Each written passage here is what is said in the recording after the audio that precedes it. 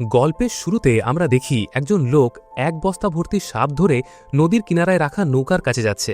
কিন্তু তখনই তার নজর পড়ে নদীর ওপর কিছু একটা বড় জিনিস তার দিকে দ্রুত গতিতে আসছিল। এই দৃশ্য দেখে সে ভয় পেয়ে সেখান থেকে পালায়, কিন্তু পালানোর আগে একটি বিশাল অ্যানাকন্ডা তাকে পেঁচিয়ে ধরে। কিছুক্ষণ পর তার হাড় ভাঙার আওয়াজ পুরো জঙ্গলে ভেসে ওঠে।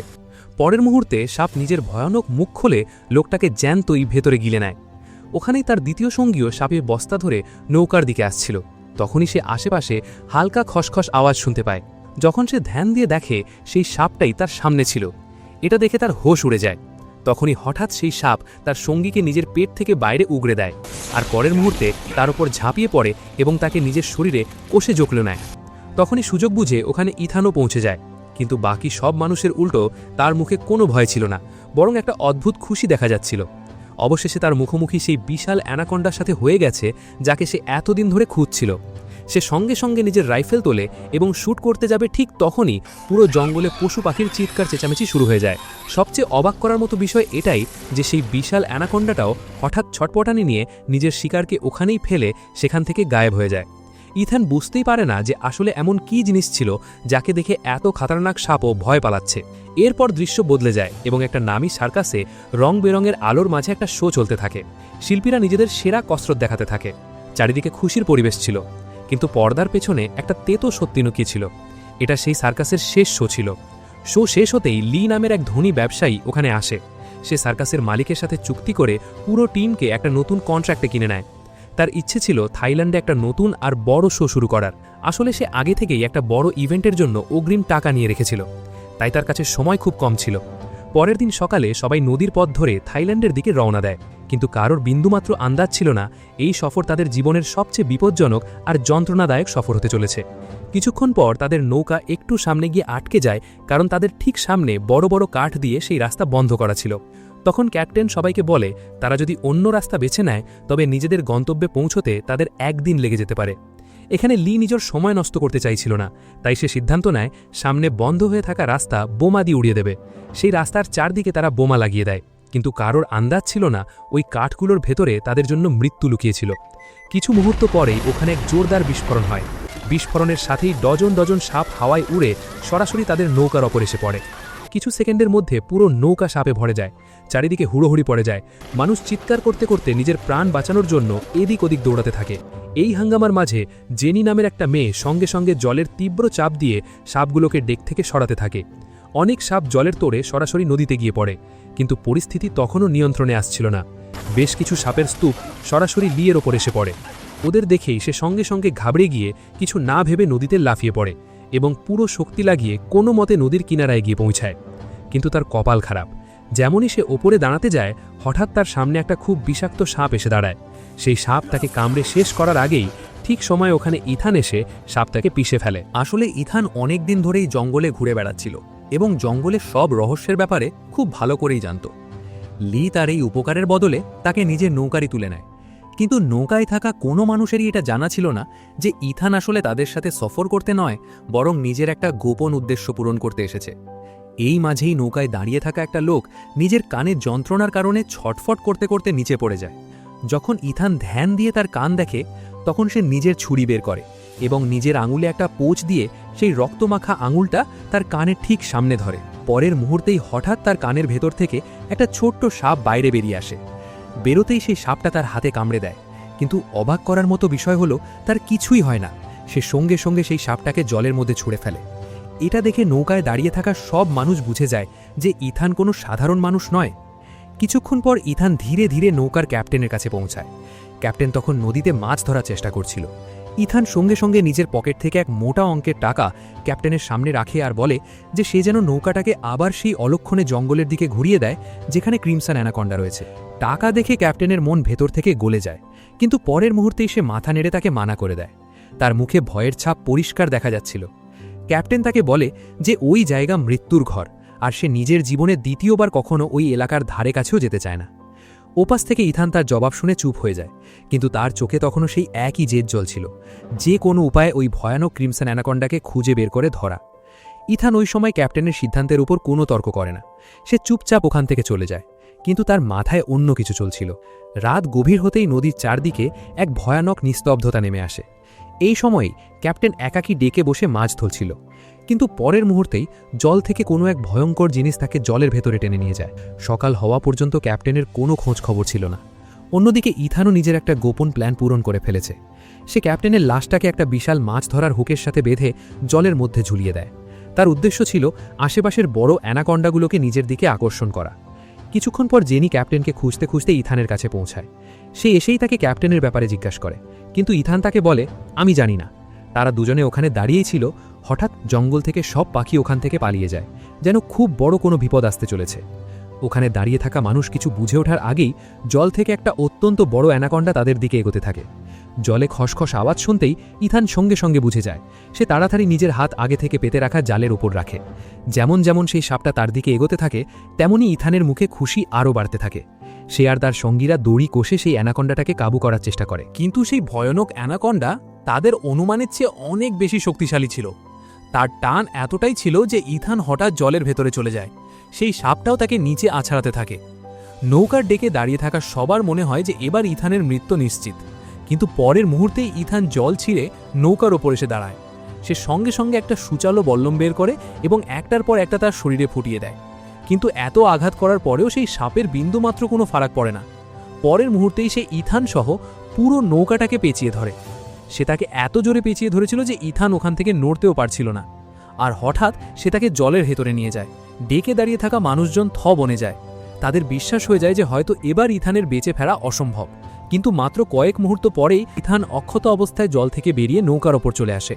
ইথান নৌকায় ফিরে আসতেই সবাই স্বস্তির শ্বাস নিতেই যাবে, ঠিক পরের মুহূর্তেই সেই বিশাল অ্যানাকন্ডা জল থেকে উঠে সরাসরি নৌকার ডেকে এসে দাঁড়ায়। তাকে দেখেই ইথানের ভেতর আবারও খুশি জেগে ওঠে। তখনই সেই অ্যানাকন্ডা নিজের বিশাল মুখ খোলে আর জ্যান্ত গিলে নেওয়া সেই ক্যাপ্টেনকে বাইরে উগড়ে যায়। লাশটা দেখেই নৌকায় দাঁড়িয়ে থাকা সবার মাঝে হুড়োহুড়ি পড়ে যায়। মানুষ চিৎকার করতে করতে নিজের প্রাণ বাঁচানোর জন্য এদিক ওদিক দৌড়াতে থাকে, কিন্তু সেই বিশাল সাপের হাত থেকে কেই বা বাঁচতে পারে। তখনই সেই বিশাল সাপের নজর সার্কাসের শিল্পী জন আর তার ভাইয়ের ওপর পড়ে। দুজনে ঘাবড়ে গিয়ে ডেকের অন্য পাশে লুকিয়ে পড়ে, কিন্তু তাদের ভালো কপাল যে ঠিক সময়ে ওখানে ইথান পৌঁছে যায়। সে সঙ্গে সঙ্গে নিজের সূচালো বল্লম তোলে আর তার ওপর আঘাত করতে শুরু করে, কিন্তু তার হামলায় সাপটা পিছিয়ে যাওয়ার বদলে আরও বেশি ক্ষিপ্ত হয়ে ওঠে। নিজের প্রাণ বাঁচানোর জন্য ইথানকেও পেছনে হটতে হয়। এবার সেই অ্যানাকন্ডা ধীরে ধীরে নৌকার অন্য পাশে এগোতে থাকে। এরই মধ্যে তার নজর ওখানে লুকিয়ে থাকা দুটো মানুষের উপর পড়ে। সে তাদের নিজের ভেতরে গিলে নেওয়ার আগেই দুজনে ভয়ে নৌকার ককপিটের দিকে দৌড়ে পালায়। ওখানে আগে থেকেই জেনি লুকিয়েছিল। সেই অ্যানাকন্ডাকে নিজের দিকে আসতে দেখে সে সঙ্গে সঙ্গে নিজের ক্রসবো তার উপর চালিয়ে দেয়, কিন্তু সেই বিশাল অ্যানাকন্ডার সামনে ওই ক্রসবো টিকতে পারে না। সাপটা তাকে নিজের ভেতরে গিলে নেওয়ার আগেই হঠাৎ সুযোগ বুঝে ওই লোকটা একটা কলসি তার মাথার ভেতর ঢুকিয়ে দেয়। কলসি ভেতরে ঢুকতেই সেই অ্যানাকন্ডা অন্ধ হয়ে যায়, যার ফলে সে খুব বাজেভাবে ঘাবড়ে ওঠে। নিজেকে মুক্ত করার জন্য সে পুরো শক্তি দিয়ে ডেকে এদিক ওদিক ধাক্কা খেতে থাকে। নৌকার প্রতিটা অংশ তার ছটফটানিতে কেঁপে ওঠে। ওদিকে সেই অ্যানাকন্ডা নৌকার ডেকে আসতেই নিজের মাথা জোরে জোরে আছড়াতে শুরু করে। আছড়াতেই তার মাথা সেই কলসি থেকে বাইরে বেরিয়ে আসে, কিন্তু তখনই ঠিক সময় ওখানে ইথান চলে আসে।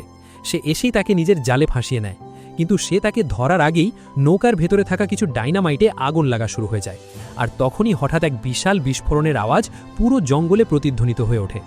বিস্ফোরণের জোর এতটাই বেশি ছিল যে পুরো নৌকা টুকরো টুকরো হয়ে ছড়িয়ে পড়ে। সবাই নিজের প্রাণ বাঁচানোর জন্য সঙ্গে সঙ্গে নদীর মধ্যে লাফিয়ে পড়ে। যে যার মতো সাঁতরে দূরের নদীর কিনারায় গিয়ে পৌঁছায়, কিন্তু তাদের ভাগ্য ভালো যে ওই বিস্ফোরণে সেই বিশাল অ্যানাকন্ডা আগুনে পুড়ে ওখানেই ছাই হয়ে যায়। সবাই তাকে শেষ হতে দেখে খুশি হতে শুরু করে, কিন্তু আসল বিপদ তো এবার শুরু হতে চলেছিল। তাদের কাছে না বেঁচে ছিল নৌকা আর না সাহায্য চাওয়ার কোনো উপায়। তারা সবাই ঘন আর বিপজ্জনক জঙ্গলের মাঝে ফেসে গিয়েছিল।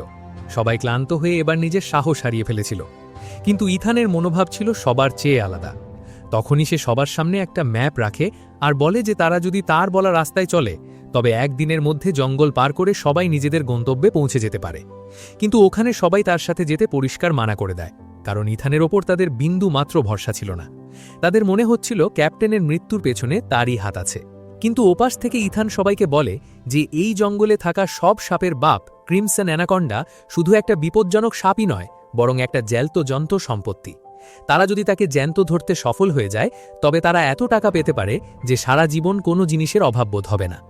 ইথানের এই সব কথা শুনে কিছু মানুষের চোখে লোভ স্পষ্ট চকচক করে ওঠে, কিন্তু জেনি পরিষ্কার বুঝতে পারছিল যে এই সম্পত্তির স্বপ্ন তাদের সবাইকে আরও একটা বড় বিপদের দিকে নিয়ে যাচ্ছে। তবে লির মুখে অন্য কিছুই দেখা যাচ্ছিল। তার চোখে ধন সম্পত্তির স্বপ্ন চকচক করতে থাকে। এরই মধ্যে ওখানে একটা মেয়ের শরীর খারাপ হতে শুরু করে। যখন তারা মন দিয়ে দেখে তখন সেই মেয়ের ঘাড়ে হওয়া একটা অদ্ভুত কামড়ের দাগ দেখে সবাই অবাক হয়ে যায়। ইথান তার ক্ষতটা দেখেই বুঝে যায় আর সবাইকে বলে যে একে জঙ্গলের এক অত্যন্ত বিপজ্জনক বিষাক্ত কোনো জিনিস কামড়েছে। যদি সময় মতো চিকিৎসা না হয় তবে বিষ পুরো শরীরে ছড়িয়ে পড়তে পারে, যার কারণে মৃত্যু নিশ্চিত। সবাই ঘাবড়ে গিয়ে তাকে বলতে থাকে যে এখন আমরা এখান থেকে কিভাবে বাইরে বেরোবো। ওপাশ থেকে ইথান জানায় যে ঘাবড়ানোর কোনো কারণ নেই, কারণ অ্যান্টিডোট তার পুরানো ক্যাম্পে রাখা আছে, যা ঠিক সেই এলাকার কাছাকাছি যেখানে ক্রিমসন অ্যানাকন্ডার আস্তানা। অর্থাৎ যদি সেই মেয়ের প্রাণ বাঁচাতে হয় তবে তাদের আবার সেই বিপজ্জনক জায়গার দিকেই যেতে হবে। এই কারণে এখানে এখন না চাইতেও সব সঙ্গী ইথানের সাথে যাওয়ার জন্য তৈরি হয়ে যায়। এইভাবে সবাই ঘন জঙ্গলের ভেতরে একটা নতুন আর ভয়ানক সফরে আবারও রওনা দেয়। ঘণ্টার পর ঘণ্টা হাঁটার পর ক্লান্তি তাদের ওপর চেপে বসে। অবশেষে সবাই একটা নদীর কিনারে কিছুক্ষণের জন্য বিশ্রাম নিতে থামে। সেই মেয়েটি যাকে বিষাক্ত জিনিসটা কামড়েছিল তার খুব তৃষ্ণা পেয়েছিল। সে নদী থেকে জল খেতে যাবে, ঠিক তখনই হঠাৎ ইথান এসে তাকে আটকে দেয় এবং সবাইকে বলে যে এই জলের জল কোনো সাধারণ জল নয়, জঙ্গলের মানুষ একে অভিশপ্ত জল বলে।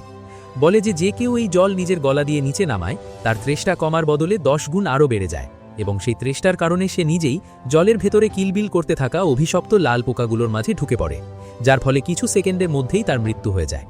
তার কথা শুনতেই ওখানে সবার গায়ের লোম খাড়া হয়ে যায়। সবাই সঙ্গে সঙ্গে নদী থেকে দূরে সরে যায়। একটুখানি সামনে আসতেই ইথান হঠাৎ থমকে যায়, কারণ তার ঠিক সামনে একটা গর্ত ছিল। বাকি মানুষজন অবাক হয়ে তাকে দেখতে থাকে, কিন্তু ইথান ভয় না পেয়ে সেই গর্তটার কাছে আসে এবং নিজের হাত সরাসরি তার ভেতরে ঢুকিয়ে দেয়। সবাই যখন সেই গর্তটার দিকে অবাক হয়ে তাকিয়েছিল তখনই হঠাৎ ইথান নিজের হাত বাইরে টানে, কিন্তু তার হাতে কোনো সাধারণ জিনিস ছিল না, বরং একটা বড় বিষাক্ত সাপ ছিল। ইথান সেই সাপের মাংস তৈরি করে সবার জন্য খাবারের ব্যবস্থা করে। জঙ্গলে ফেসে থাকার কারণে তাদের কাছে অন্য কোনো উপায় তো ছিল না। তবে আশ্চর্যের বিষয় এটাই ছিল যে ইথান সেটাকে একটা কুকুরের মতো ছিঁড়ে ফেড়ে খাচ্ছিল, যেন সে ছোটবেলা থেকেই সাপ খেয়ে অভ্যস্ত। এরই মধ্যে ঝোপঝাড় থেকে একটা জোরদার আওয়াজ আসে এবং সব পাখি ওখান থেকে আরও একবার উড়ে পালায়। সেই আওয়াজ শুনতেই ইথানের মুখে একটা অদ্ভুত খুশি ছড়িয়ে পড়ে। পরের মুহূর্তেই আরও একটা বিশাল অ্যানাকন্ডা তাদের দিকে এগোতে থাকে। তখনই হঠাৎ সেই অ্যানাকন্ডা ওখানে দাঁড়িয়ে থাকা একটা বাচ্চাকে টেনে নিয়ে যায়, কিন্তু ঠিক সময় ইথান নিজের সুচালো বল্লম তার গায়ে গেঁথে গায়, যার ফলে সে বাচ্চাটাকে ছেড়ে দেয়। এরই মাঝে ওখানে দাঁড়িয়ে থাকা একটা লোকের ঘাড়ে একটা অদ্ভুত জিনিস ভেতরে ঢুকে যায়। সে কিছু বুঝে ওঠার আগেই এক সঙ্গী তাকে ওখান থেকে নিজের সাথে নিয়ে যায়। নিজেদের গন্তব্যে পৌঁছতে পৌঁছতে চারিদিকে রাত নেমে আসে, তাই সব সঙ্গী ওখানে থাকা একটা পুরনো গুহার মধ্যে আশ্রয় নেয়। ক্লান্তিতে বুঁদ হয়ে সবাই ওখানে আগুন জ্বালিয়ে তার চারদিকে বসে পড়ে। এই মাঝেই ইথান একপাশে বসেছিল। তখনই তার মনে পুরনো স্মৃতি তাজা হতে শুরু করে। তার সেই দিনের কথা মনে পড়ে যখন প্রথমবার ক্রিমসন অ্যানাকন্ডার সাথে তার মুখোমুখি হয়েছিল এবং সে কোনো মতে নিজের প্রাণ বাঁচিয়ে পালিয়ে এসেছিল। সে এই চিন্তায় ডুবেই ছিল যে লি তার পাশে এসে বসে। লিয়ের প্রশ্নের জবাবে ইথান আখিরকার ক্রিমসন অ্যানাকন্ডার ব্যাপারে তার সব রহস্য ফাঁস করে দেয়। সে বলে যে এটা কোনো সাধারণ অ্যানাকন্ডা নয়। বছরের পর বছর জঙ্গলের সবচেয়ে খতরনাক শিকারীদের শিকার করতে করতে এই অ্যানাকন্ডা অনেকটাই শক্তিশালী আর বিশাল হয়ে উঠেছে। ইথানের কথা অনুযায়ী তারা যদি এই অ্যানাকন্ডাকে জ্যান্ত কাবু করতে সফল হয়ে যায় তবে এর দাম এত হতে পারে যে তাদের আগামী প্রজন্ম সারা জীবন বসে বসে খেলেও তা শেষ করতে পারবে না। এই কথা শুনতেই লিয়ের চোখে লোভ আগের চেয়েও বেশি চকচক করতে শুরু করে। এখন তার কাছে এই সফর শুধু বেঁচে ফেরার নয়, বরং অগাধ সম্পত্তি হাতানোর একটা সুযোগ হয়ে দাঁড়িয়েছিল। আর এই লোভই আগামী কিছু মুহূর্তের মধ্যে সবাইকে আরও বড় একটা বিপদের কাছাকাছি নিয়ে যাওয়ার ছিল। যেমনই রাত গভীর হয়, গুহার মধ্যে থাকা সবাই ধীরে ধীরে ঘুমে তলিয়ে যায়। এই সময়ে ওখানে জো নামের একটা লোক এক অত্যন্ত ভয়ানক স্বপ্ন দেখতে শুরু করে।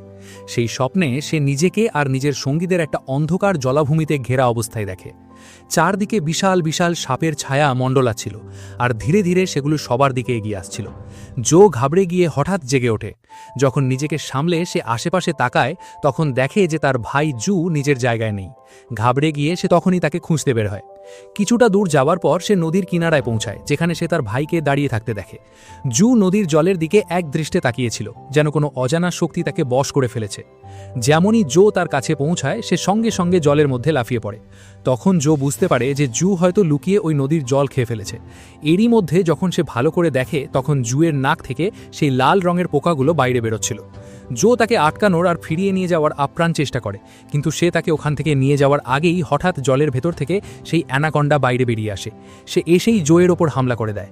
ওখানে দাঁড়িয়ে থাকা জেনি তাকে বাঁচানোর চেষ্টা করে, কিন্তু ততক্ষণে অনেক দেরি হয়ে গিয়েছিল। নিজেদের সামনের এই দৃশ্য দেখে সবার আত্মা কেঁপে ওঠে। সব সঙ্গী নিজের প্রাণ বাঁচিয়ে ওখান থেকে দৌড়ে পালায়। কোনো মতে করে তারা সবাই নদী পার হয়ে যায়। কিছুটা দূর আসার পর ইথান অবশেষে নিজের নৌকার কাছে পৌঁছে যায়। নিজের দেওয়া কথা অনুযায়ী সে নৌকার ভেতর থেকে সেই অ্যান্টিডোট বের করে জেনির হাতে দেয়। জেনি সবাইকে বোঝায় যে এখন তাদের উদ্দেশ্য পূরণ হয়ে গেছে। সে ইথানকে বলে যে এখন তাদের সঙ্গে সঙ্গে এখান থেকে বেরিয়ে থাইল্যান্ডের দিকে রওনা দেওয়া উচিত। কিন্তু ইথানের জবাব সবাইকে অবাক করে দেয়। সে সবাইকে পরিষ্কার মানা করে দেয়। এতক্ষণ ধরে যে রহস্য সে লুকিয়ে রাখছিল তা অবশেষে সামনে চলে আসে। সে প্রথম থেকেই ক্রিমসন অ্যানাকন্ডার শিকার করতে এসেছে, আর এই মিশনের জন্য তার একটা জিনিসের প্রয়োজন ছিল, তা হলো জ্যান্ত মানুষ। কারণ ইথানের কথা অনুযায়ী এত চতুর আর বিপজ্জনক শিকারী সহজে বাইরে বেরোয় না। তাকে টেনে আনার সবচেয়ে ভালো উপায় হলো মানুষের উপস্থিতি আর তার শরীর। এটা শুনে ওখানে দাঁড়িয়ে থাকা সবার গায়ের লোম খাড়া হয়ে যায়। এতক্ষণে তারা বুঝতে পারে যে ইথান তাদের সাহায্য করেনি, বরং পুরো সফর জুড়ে তাদের একটা জালের অংশ বানিয়ে গেছে। ইথানের আসল রূপ সামনে আসতেই সবাই ওখানে শুধু যে কোনো উপায়ে জঙ্গল থেকে জ্যান্ত বেরোতে চাইছিল। তারা ওখানে একটা বাচ্চা আর তার বাবাকে একটা জালে কষে বেঁধে ফেলে। অন্যদিকে আমরা দেখি যেখানে ইথান জেনি আর সেই মেয়েটাকেও বেঁধে রেখেছিল। এখন তারা নিজেদের মৃত্যু চোখের সামনে দেখতে পাচ্ছিল। কিন্তু ওখানে লিনা নামের একটা মেয়ে সহজে হার মানার পাত্রী ছিল না। সে ইথান আর লির ধ্যান ভটকানোর জন্য তাদের কথার জালে জড়িয়ে নেয়। যেমনই সে সুযোগ পায় অমনি সে ইথানের বন্দুক কেড়ে নেয়। কিন্তু তার কপাল খারাপ, সে বন্দুক চালাতে জানত না। সে ট্রিগার চাপার চেষ্টা করে, কিন্তু বন্দুক চলার নামই নেয় না। এরই ফায়দা তুলে ইথান সঙ্গে সঙ্গে তার থেকে নিজের বন্দুক কেড়ে নেয়। এখন রাগে জ্বলতে থাকা ইথান তাকে মারতেই যাচ্ছিল, তখনই পেছন থেকে সেই মেয়েটা একটা কাঁচের বোতল তার গায়ে ফুটিয়ে দেয়। কিন্তু ইথানও কম ছিল না, সে ওদের দুজনকে কাবু করার আপ্রাণ চেষ্টা করতে থাকে। অন্যদিকে জঙ্গলের অন্য অংশে আরেক ভয়ানক দৃশ্য জন্ম নিচ্ছিল। দূরের ঝোপঝাড়ের ভেতর থেকে একটা বিশাল অ্যানাকোন্ডা তাদের দিকে খসখস করে এগিয়ে আসছিল। লিও ওখানে লুকিয়ে তার আসার অপেক্ষা করছিল। তার বিশ্বাস ছিল যে আজ তার জাল কাজ করে যাবে, কিন্তু তার বিন্দুমাত্র আন্দাজ ছিল না যে বিপদ তার সামনে নয়, তার পেছনে ছিল। হঠাৎ একটা দ্বিতীয় বড় অ্যানাকোন্ডা পেছন থেকে বেরিয়ে আসে। লি কিছু বুঝে ওঠার আগেই সেই অ্যানাকোন্ডা তাকে নিজের শক্তিশালী পাকে জকড়ে ফেলে। পরের মুহূর্তেই সে তাকে ঘন জঙ্গলের গভীরে টেনে নিয়ে যায়। এরই মধ্যে সেই বাবা আর তার বাচ্চার চারধারে লাগানো জালও খুলে যায়। ওদিকে ইথানও ওই দুজনকে নিজের জালে ফাঁসানোর চেষ্টা করছিল, কিন্তু তখনই জেনি একটা কাঠ তুলে সরাসরি তার মাথায় দে মারে, যার ফলে ইথান ওখানেই কুপোকাত হয়ে যায়। এই সুযোগটা কাজে লাগিয়ে ওরা দুজনে সঙ্গে সঙ্গে সেই বাবা আর তার ছেলের দড়ি খুলে তাদের আজাদ করে দেয়। কিন্তু তারা ওখান থেকে বাইরে বেরোনোর আগেই দুর্ভাগ্যবশত সেই ইথানের হোশ চলে আসে, আর এখন সে আগের চেয়েও বেশি রাগে ফেটে পড়ছিল। সে তাদের দিকে এগোচ্ছিল, তখনই হঠাৎ ঝোপঝাড়ের ভেতর থেকে একটা বিশাল অ্যানাকোন্ডা বেরিয়ে তার ওপর ঝাঁপিয়ে পড়ে। সে তাকে ওখান থেকে টেনে হিঁচড়ে সরাসরি জঙ্গলের মাঝখানে নিয়ে চলে যায়, আর তখনই তার চিৎকার পুরো জঙ্গলে প্রতিধ্বনিত হয়ে ওঠে। জেনি সঙ্গে সঙ্গে ওখানে রশিতে বাঁধা সেই বাবা ছেলেকে মুক্ত করে, আর সেখান থেকে বেরোতেই যাচ্ছিল তখনই সেই মেয়েটার অবস্থা হঠাৎ খারাপ হতে শুরু করে, কারণ লড়াইয়ের মাঝে ইথান আগেই তাকে গুলি মেরে দিয়েছিল, যার ফলে তার ওখানেই মৃত্যু হয়ে যায়। এরপর তারা সবাই নিজের দুঃখ বুকে চেপে অবশেষে সেই নৌকার কাছে পৌঁছে যায়। ওখানে পৌঁছে তারা তাড়াতাড়ি ইঞ্জিন চালু করার চেষ্টা করতে থাকে, কিন্তু ইঞ্জিন স্টার্ট করার আগেই হঠাৎ হাওয়া থেকে উড়ে এসে একটা ইনজেকশন সেই লোকটার গায়ে বিঁধে যায়। ইনজেকশন লাগতেই সে ওখানেই আছড়ে পড়ে। আসলে তাকে ওই ইনজেকশন অন্য কেউ নয়, বরং ইথান মেরেছিল, যে কিনা এখনও জ্যান্ত ছিল। সে ওই অ্যানাকোন্ডার হাত থেকে শুধু বেঁচে ফেরেনি, বরং যে অ্যানাকোন্ডাটা তার ওপর হামলা করেছিল তাকেও মেরে ফেলেছে। সে তিনজনকে একটা বড় জালের সাথে বেঁধে দেয়, যাতে তাদের রক্তের গন্ধ আশেপাশের শিকারী সাপগুলোকে নিজের দিকে আকর্ষণ করতে পারে। কিছুক্ষণের মধ্যেই তার পাতানো জাল কাজ করতে শুরু করে। ঘন জঙ্গল চিরে বেশ কিছু বড় বড় অ্যানাকোন্ডা খসখস করে তাদের দিকে এগোতে থাকে। দেখতে দেখতে পুরো এলাকা বিশাল বিশাল সাপে ভরে যায়। ওখানে দাঁড়িয়ে থাকা তিন সঙ্গীর হাত পা ঠান্ডা হয়ে যায়, কিন্তু সেই সাপগুলো তাদের শিকার বানানোর আগেই হঠাৎ পুরো জঙ্গলে এক ভয়ানক গর্জন প্রতিধ্বনিত হয়ে ওঠে। আশেপাশে যত সাপ ছিল সবাই লেজ গুটিয়ে ওখান থেকে পালিয়ে যায়, যেন তারা এর চেয়েও বড় কোনো বিপজ্জনক জিনিসকে দেখে ভয় পেয়েছে। তখনই হঠাৎ ঘন জঙ্গল ফেরে সেই ক্রিমসন অ্যানাকোন্ডা বাইরে বেরিয়ে আসে। তার শরীর এত বিশাল ছিল যে বাকি সব অ্যানাকোন্ডা তার সামনে ছোট ছোট বাচ্চার মতো লাগছিল। নিজেদের সামনে ওই বিশাল সাপকে দেখে তারা বুঝে যায় যে এতক্ষণ ধরে তারা যে জিনিসের থেকে বাঁচার চেষ্টা করছিল সে আসলে এই জঙ্গলের সবচেয়ে বড় শিকারী। ওখানে সবার গায়ের লোম খাড়া হয়ে যায়, কিন্তু পাশে দাঁড়িয়ে থাকা ইথানের মুখে খুশি আরও বাড়তে থাকে। বছরের পর বছর ধরে যার পেছনে সে পাগল ছিল সে অবশেষে তার সামনে দাঁড়িয়ে। তার চোখে না ছিল কোনো ভয় আর না ছিল কোনো দ্বিধা। সেই ক্রিমসন অ্যানাকোন্ডা এসেই ওখানে বাঁধা তিনজনকে নিজের ভয়ানক পাঁকে জড়িয়ে ফেলে। সে তাদের গিলে ফেলার আগেই পরের মুহূর্তে ইথান তার লুকিয়ে রাখা জালটা খুলে দেয়। হঠাৎ সেই বিশাল ক্রিমসন অ্যানাকোন্ডা ওটার মধ্যে ভেসে যায়, কিন্তু পরের মুহূর্তেই সবকিছু উল্টে যায়। ক্রিমসন অ্যানাকোন্ডা পুরো শক্তি দিয়ে ছটফট করতে শুরু করে। তার শরীর এতটাই শক্তিশালী ছিল যে পুরো জাল মাটি থেকে উপরে আসতে থাকে। কিছু সেকেন্ডের মধ্যে জাল ছেড়ে টুকরো টুকরো হয়ে যায়, আর এখন সেই অ্যানাকোন্ডা আগের চেয়েও বেশি রাগে ফুঁসছিল। ক্রিমসন অ্যানাকোন্ডা সরাসরি ইথানের উপর ঝাঁপিয়ে পড়ে। ইথান পালানোর চেষ্টা করে, কিন্তু সেই অ্যানাকোন্ডা তাকে মাটিতে টেনে হিঁচড়ে দূরে নিয়ে যায়। সে তাকে নিজের বিশাল পাঁকে জড়িয়ে পুরোপুরি অসহায় করে দেয়। কিছুক্ষণের মধ্যেই জঙ্গলের সবচেয়ে বিপজ্জনক শিকারী নিজের সবচেয়ে পাগল শিকারীর ওপর ভারী পড়ে যায়। এইভাবে ইথানের গল্প চিরকালের মতো ওখানেই শেষ হয়ে যায়। তবে তার মৃত্যুর সাথে সাথে বিপদ কিন্তু এখনও কেটে যায়নি। এবার ক্রিমসন অ্যানাকন্ডার নজর জালে ফেসে থাকা বাকি মানুষগুলোর উপর গিয়ে পড়ে। ওখানে সেই বাচ্চাটা নিজের পুরো শক্তি দিয়ে দাঁত দিয়ে দড়িটা কাটতে শুরু করে। অবশেষে দড়িটা কেটে যায়। যেমনই তিনজন মুক্ত হয়, তারা বিন্দুমাত্র সময় নষ্ট না করে ঘন জঙ্গলের দিকে দৌড়ে পালায়। ক্রিমসন অ্যানাকন্ডাও মাটিতে খসখস করে তাদের পিছু নিতে থাকে।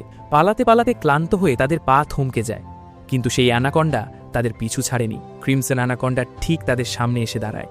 যেমনই সেই অ্যানাকন্ডা নিজের ভয়ানক মুখটা সামনে বাড়ায়, হঠাৎ তার মুখ একটা ধারালো তারের সাথে ধাক্কা খায়, যা গাছগুলোর মাঝে টান টান করে লাগানো ছিল। সেই ধারালো তার তার মুখটাকে মাঝখান থেকে খুব বাজেভাবে চিরে দেয়। পুরো জঙ্গল তার বুক কাঁপানো গর্জনে কেঁপে ওঠে।